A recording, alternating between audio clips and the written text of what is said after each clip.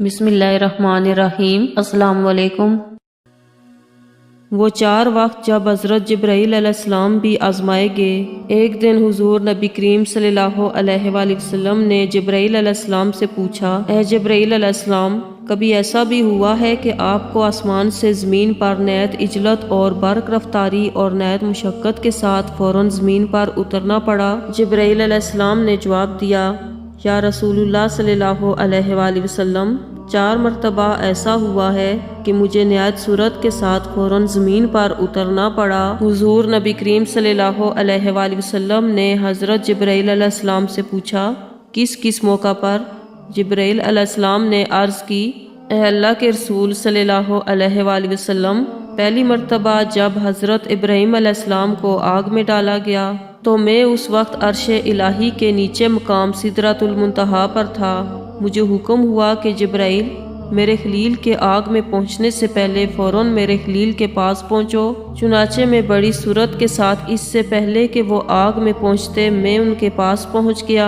دوسری بار جب حضرت اسماعیل علیہ السلام کی گردن مبارک پر حضرت ابراہیم علیہ السلام نے اللہ کی طرف سے آزمائے جانے کے موقع پر انہیں ذبح کرنے کی خاطر چھری رکھی ہوئی تھی تو مجھے حکم ہوا کہ چھری چلنے سے پہلے ہی زمین پر پہنچو اور چھری کو الٹا کر دو۔ چنانچہ میں چھری چلنے سے پہلے ہی زمین پر پہنچ گیا اور چھری کو چلنے نہ دیا۔ تیسری مرتبہ جب حضرت یوسف علیہ السلام کو ان کے بھائیوں نے کنویں میں گرایا تو مجھے اللہ کا حکم ہوا کہ میں یوسف علیہ السلام کو کنویں کی تہہ تک پہنچنے سے پہلے ان تک پہنچوں اور کنویں کی تہہ پر گرنے سے قبل ہی انہیں اپنے پروں پر اٹھا کر کنویں کی تہہ میں موجود ایک پتھر پر بٹھا دوں۔